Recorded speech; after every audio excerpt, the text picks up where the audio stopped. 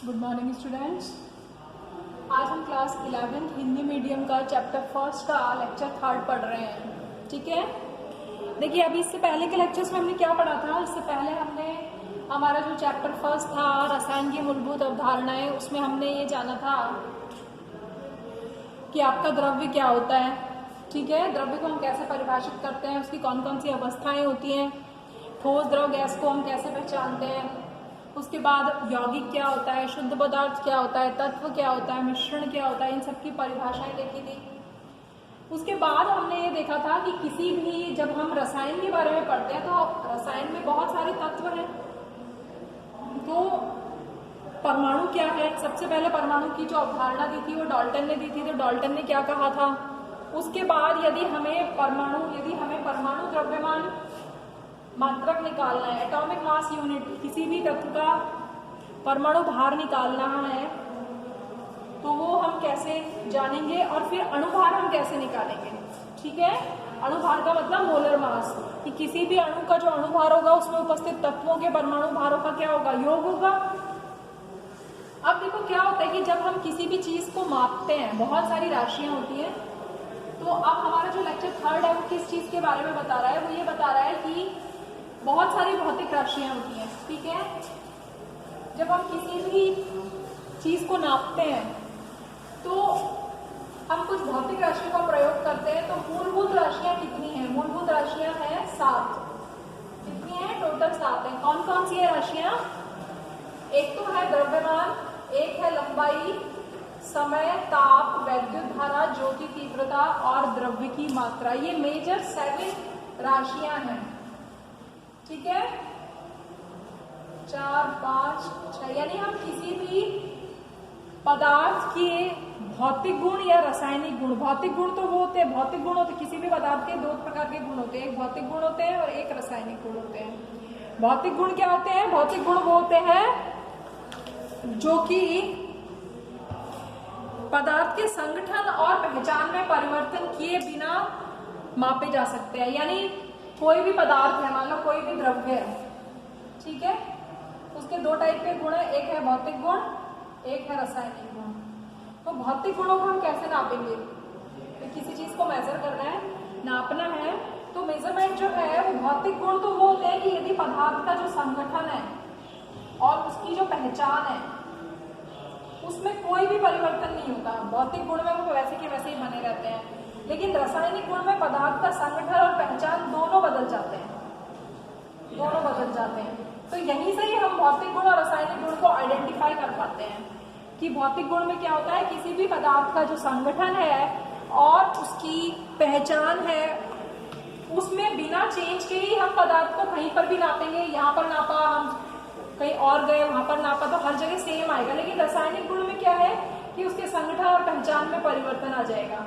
तो जब हम किसी गुण के बारे में पढ़ते हैं तो हम बहुत सारी जो राशियां हैं वो काम में लेते हैं। तो जो मूलभूत राशियां हैं वो 7 हैं। पहली राशि है द्रव्यमान, द्रव्यमान जिसको हम इंग्लिश में बोलते हैं मास, इसीलिए इसका प्रतीक है M, कैपिटल M। ठीक है, द्रव्यमान को किसमें नापते हैं आप, किलोग्राम में नापते हैं। ठीक है,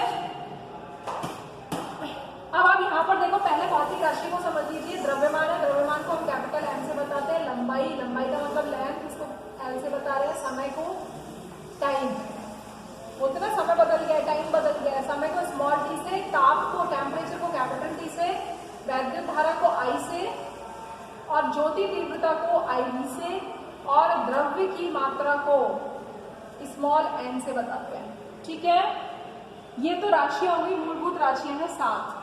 इनके ये सिंबल हो गए, प्रतीक हो गए, किससे हम लिखेंगे। कैपिटल M लिखा है तो आपको समझ में आना चाहिए मास के बारे में बात हो रही है, द्रव्यमान के बारे में बात हो रही है। कैपिटल T लिखा है तो ताप के बारे में बात हो रही है। अब इनको नापने के लिए हम कुछ मात्रक यूज करते हैं। मात्रक में देखिए बहुत सारे हैं, ये जो मैंने यहाँ पर लिखा है ये SI मात्रक लिखा है, यानी बहुत सारी प्रणालियां हैं जिनके हिसाब से हम किसी भी चीज को मेजर करते हैं। तो कौन कौन सी प्रणालियां हैं, एक फर्स्ट प्रणाली है SI प्रणाली, जिसको हम कहते हैं सिस्टम इंटरनेशनल। ठीक है, तो ये जो मात्रक लिखे हैं मैंने वो SI के हिसाब से लिखे हैं कि यदि द्रव्यमान को नापते हैं तो किलोग्राम में, लंबाई को नापते हैं तो मीटर में, समय को नापते हैं तो सेकंड में, ताप को नापते हैं तो केल्विन में, वैद्युत धारा को नापते हैं तो एम्पियर में, ज्योति तीव्रता को नापते हैं तो कैंडेला में, और द्रव्य की मात्रा को नापते हैं तो मोल में। ये आपको लर्न नहीं करना है, इसमें समझने का कुछ भी नहीं है, ठीक है। अब जब हम प्रणाली यूज करते हैं तो सिस्टम इंटरनेशनल एसआई यूनिट को यूज कर सकते हैं, या फिर हम एमकेएस और सीजीएस को यूज कर सकते हैं, ठीक है। अब एमकेएस और सीजीएस क्या है, जैसे सिस्टम इंटरनेशनल ऐसे एमकेएस, जैसे फॉर एग्जांपल लंबाई, द्रव्यमान और समय, हमने 3 क्या ले ली, राशियां ले ली कि हमें लंबाई को नापना है। अब हम लंबाई को कैसे नापेंगे, यदि हम एमकेएस में नाप रहे हैं, ठीक है, तो जब हम लंबाई को किस में नापेंगे, मीटर में नापेंगे। लंबाई को किस में नापेंगे, यदि लंबाई को मीटर में नापते हैं तो एम हो गया, द्रव्यमान को किस में नाप रहे हैं, किलोग्राम में, तो के हो गया, और समय को किस में नाप रहे हैं, सेकेंड में, तो एमकेएस किससे आया, इससे। लंबाई, द्रव्यमान और समय को आपने, इन राशियों को आपने कौन सी यूनिट में नापा है, ठीक है। सीजीएस में क्या होगा, सेंटीमीटर, सेंटीमीटर में किसको नापता है, लंबाई में, लंबाई को, ग्राम में किसको नापता है, द्रव्यमान को, और समय में, समय को सेकंड में। तो चाहे आप एमकेएस ले लें, सीजीएस लें, सेकंड तो सेम ही रहता है, लेकिन लंबाई और द्रव्यमान चेंज हो जाता है। तो इस तरीके से हम 3 प्रणालियों को काम में लेते हैं जनरली। अब देखिए बहुत सारे मात्रक हैं, ये मात्रक वैसे तो ये जो पार्ट जो मैं आपको मापन की इकाइयां पढ़ा रही हूँ, ये फिजिक्स में और भी डिटेल में आएगा, लेकिन शॉर्ट में मैं आपको बता रही हूँ क्योंकि कुछ कुछ चीजें हमारे काम में आएंगी आगे। जैसे इस साइड में मैंने राशियां लिखी है, बहुत सारी राशियां हैं, इसमें से कुछ राशियां आपने 10th में पढ़ ली है, और यहाँ पर तीनों प्रणालियां लिख दी है, एमकेएस, सीजीएस और एसआई, ठीक है। एमकेएस और एसआई काफी कुछ मिलती जुलती है, बहुत ही कम परिवर्तन होता है, दोनों लगभग एक जैसी ही है, और सीजीएस थोड़ी अलग है। जैसे आयतन, आयतन का मतलब क्या होता है, कहीं पर भी आयतन लिखा हुआ है, आयतन को हम किससे बताते हैं, पहली बात वी सिंबल से बताते हैं, और आयतन का मतलब होता है लंबाई, चौड़ाई और ऊंचाई।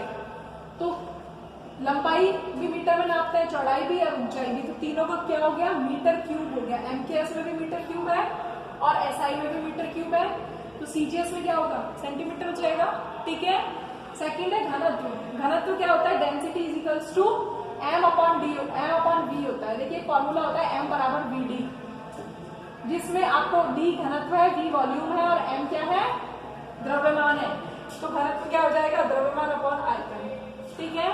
द्रव्यमान को किसमें, किलोग्राम में, और आयतन को मीटर क्यूब में, तो किलोग्राम पर मीटर क्यूब हो गया। तो ये तो आपको निकालनी आनी चाहिए, फिजिक्स में फर्स्ट या सेकंड चैप्टर आएगी, ठीक है।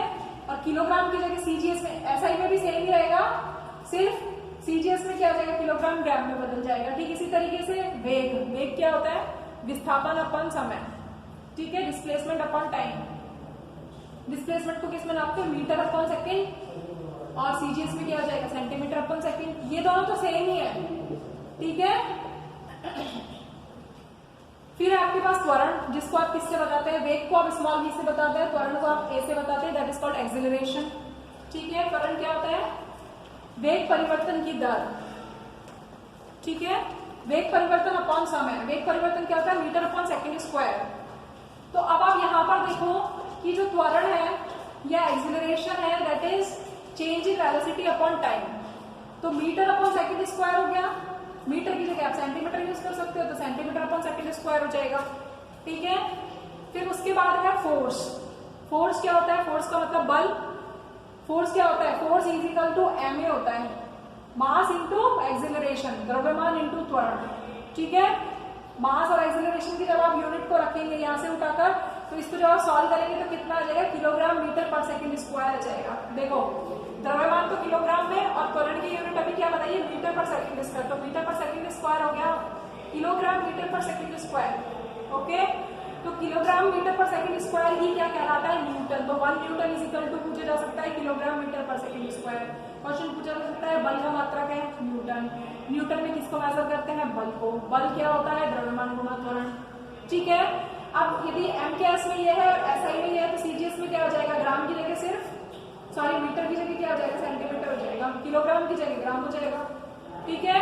ये चीज मैंने यहाँ पर लिख दी है, तो इस पे आप थोड़ा सा इसको आप बार बार ये जो पार्ट है इसमें समझने का कम है और लर्न करने का ज्यादा है, ठीक है। फिर आपके पास है दाब, ये हमारे काम में आएगा। हमारे क्या क्या काम आएगा, देखो हमारे आएगा घनत्व काम में, और हमारे आएगा दाब काम में, वर्क भी आएगा हमारे, ठीक है।